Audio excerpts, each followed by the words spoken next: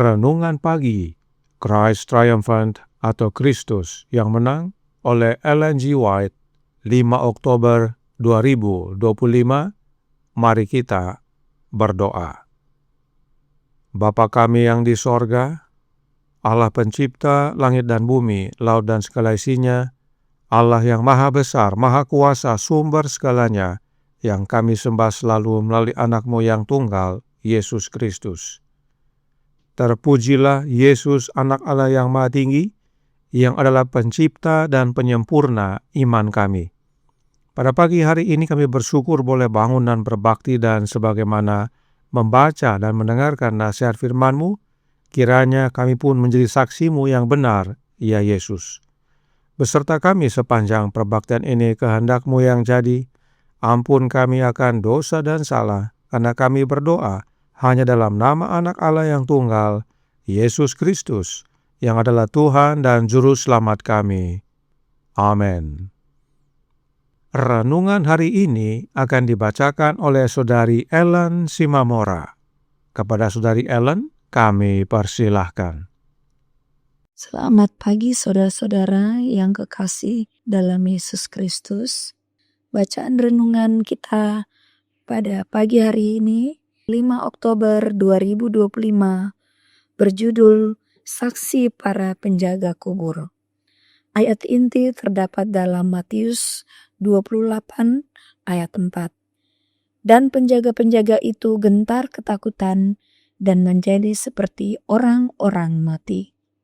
Tetapi di manakah para penjaga Romawi? Mereka telah dimampukan untuk melihat malaikat perkasa yang menyanyikan lagu kemenangan pada hari kelahiran Kristus. Para malaikat kini menyanyikan lagu kasih penebusan. Ketika iring-iringan surgawi tersembunyi dari pandangan mereka, mereka bangkit berdiri dan berjalan secepat anggota tubuh mereka yang goyah dapat membawa mereka ke gerbang taman.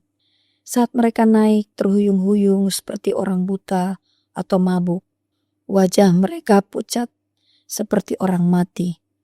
Mereka menceritakan kepada orang-orang yang mereka temui tentang pemandangan menakjubkan yang telah mereka saksikan.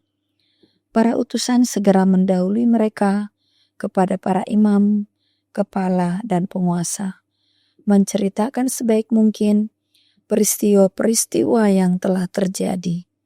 Para penjaga pertama-tama pergi menghadap Pilatus, tetapi para imam dan penguasa mengirim pesan agar mereka dibawa menghadap Pilatus. Para prajurit yang tegar itu tampak aneh, karena mereka memberikan kesaksian tentang kebangkitan Kristus dan juga tentang orang banyak yang dibawa bersamanya sebagai Dia yang memegang kuasa pemberi hidup. Mereka tidak punya waktu untuk berpikir atau mengatakan apapun selain kebenaran. Mereka pikir kisah mereka akan langsung diterima oleh orang-orang yang dianggap benar yang telah mempekerjakan mereka. Namun, para penguasa tidak senang dengan laporan itu. Para prajurit disuap untuk melaporkan kebohongan, dan para imam menjamin bahwa jika masalah itu sampai ke telinga Pilatus, yang pasti akan terjadi, mereka akan bertanggung jawab atas tindakan para prajurit. Mereka menyuap Pilatus agar diam. Mereka melakukan lebih dari itu. Melalui utusan khusus, mereka mengirimkan laporan yang telah mereka siapkan ke seluruh penjuru negeri. Banyak orang telah percaya kepada Yesus. Ketika mereka melihat pemandangan mengerikan yang terjadi, mereka teringat suara yang terdengar di kaki salib, di tengah kebisingan dan kebingungan. Kepala pasukan dan prajurit-prajuritnya yang menjaga Yesus menjadi sangat takut ketika mereka melihat gempa bumi dan apa yang telah terjadi, lalu berkata, "Sungguh, Ia ini adalah Anak Allah." Semua mata tertuju ke tempat asal suara itu. Siapa yang berbicara? Kepala pasukan itu dan para prajurit Romawi, orang-orang kafir dan penyembah berhala. Apa yang begitu mencerahkan dan meyakinkan orang-orang ini sehingga mereka tidak dapat menahan diri untuk mengakui iman mereka kepada Yesus. Khotbah itulah yang disampaikan dalam setiap tindakan Kristus dan dalam keheningannya di bawah penganiayaan yang kejam, dalam tubuh yang terkoyak, memar, dan hancur yang tergantung di kayu salib. Kepala pasukan itu mengenali rupa anak Allah. Dikutip dari manuskrip 115 tahun 1897. Demikian pembacaan renungan pagi pada pagi hari ini. Tuhan Yesus memberkati. Terima kasih atas penatalanan Saudari Ellen. Tuhan Yesus memberkati. Selamat pagi saudaraku dalam Tuhan.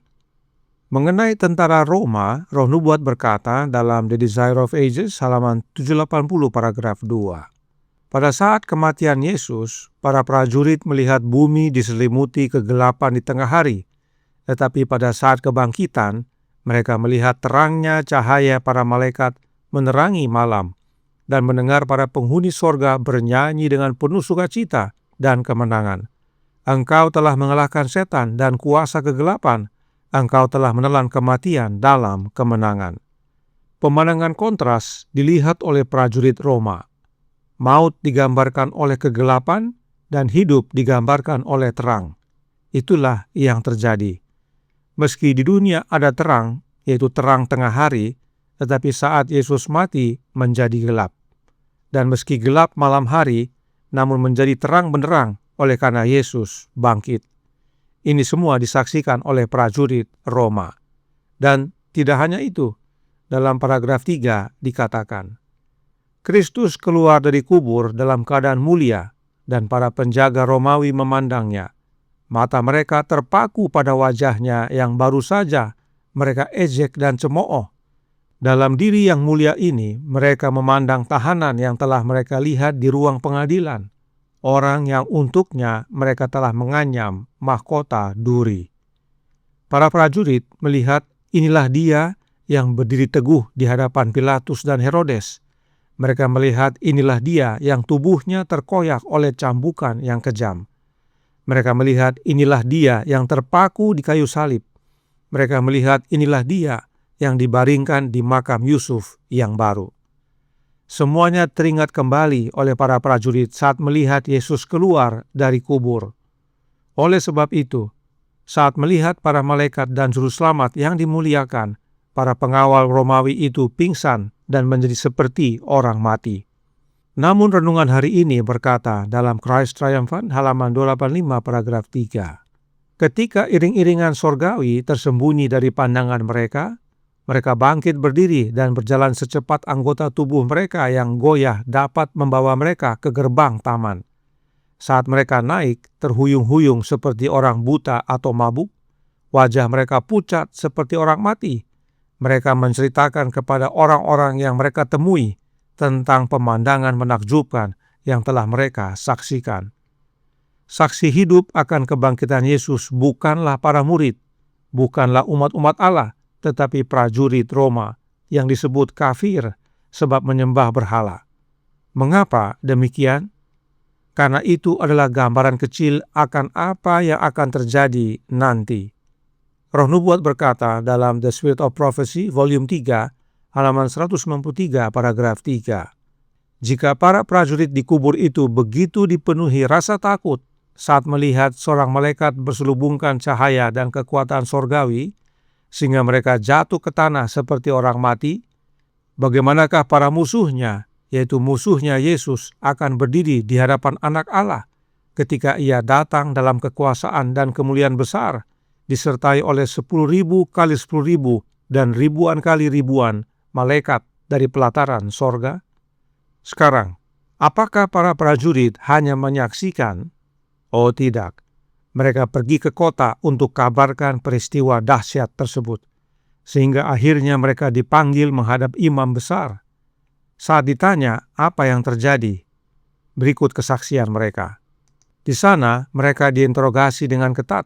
Mereka memberikan pernyataan lengkap tentang apa yang mereka saksikan di kubur itu, bahwa seorang utusan yang dahsyat telah datang dari sorga dengan wajah bagaikan kilat karena terangnya, dan dengan pakaian putih bagaikan salju, bahwa bumi bergoncang dan bergetar, dan mereka tak berdaya, bahwa malaikat telah memegang batu besar di pintu kubur dan telah menggulingkannya seakan-akan itu adalah kerikil, bahwa suatu bentuk kemuliaan besar telah muncul dari kubur itu, bahwa paduan suara telah membuat langit dan bumi bersuara dengan lagu-lagu kemenangan dan sukacita, bahwa ketika cahaya telah memudar dan musik telah berhenti, mereka telah mendapatkan kembali kekuatan mereka, mendapati kubur itu kosong dan tubuh Yesus tidak dapat ditemukan dimanapun. Mendengarkan ini, bagaimana reaksi para imam terhadap kesaksian prajurit Roma tersebut? The Spirit of Prophecy, volume 3, halaman 196, paragraf 2, mengatakan, ketika para imam, ahli Taurat, dan penguasa mendengar kisah ini, wajah mereka memucat hingga pucat pasi. Mereka tak dapat mengucapkan sepatah kata pun. Dengan ngeri, mereka menyadari bahwa 2/3 nubuat tentang Mesias kini telah digenapi, dan hati mereka menjadi lemah karena takut akan apa yang akan terjadi. Mereka tak dapat meragukan kesaksian para saksi di hadapan mereka. Yesus dari Nazaret yang disalibkan sungguh telah bangkit dari kematian.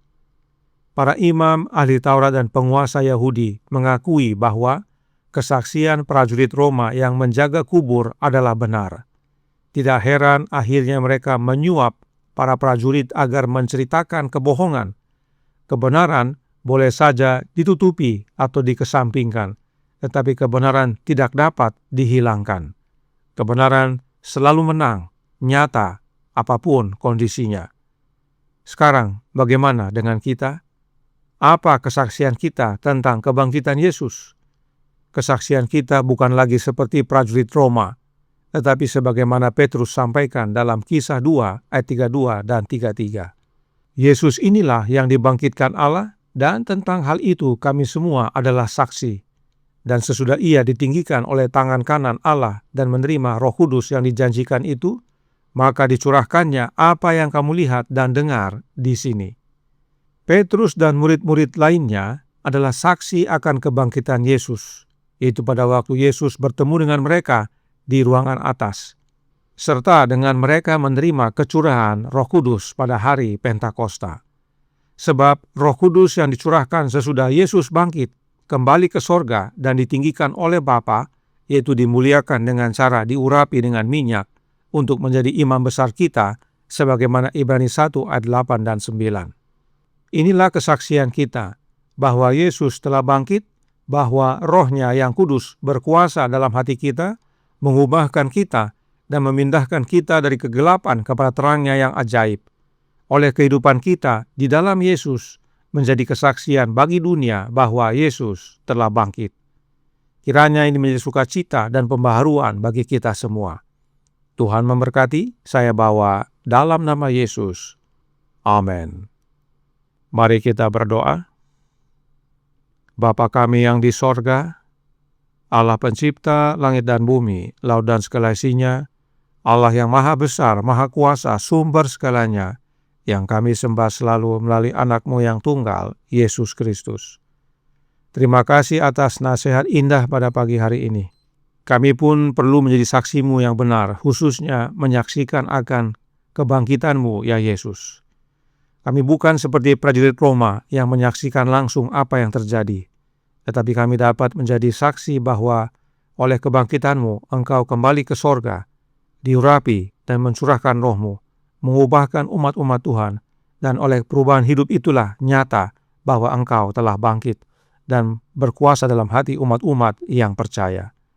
Karenanya tolong kami ya Bapa, curahkanlah Roh Anak-Mu dalam hati ini, dan biarlah kami semua yang percaya menerima, membuka hati, dan merasakan pembaharuan oleh kehadiran terang daripada sorga, yaitu Roh-Nya Yesus, dan hidup kami menjadi terang bagi banyak orang, dan mereka pun dapat melihat bahwa memang Yesus telah bangkit. Beserta kami sepanjang hari ini, kehendak-Mu yang jadi, ampun kami akan dosa dan salah, karena kami berdoa hanya dalam nama Anak Allah yang tunggal, Yesus Kristus, yang adalah Tuhan dan Juru Selamat kami. Amin.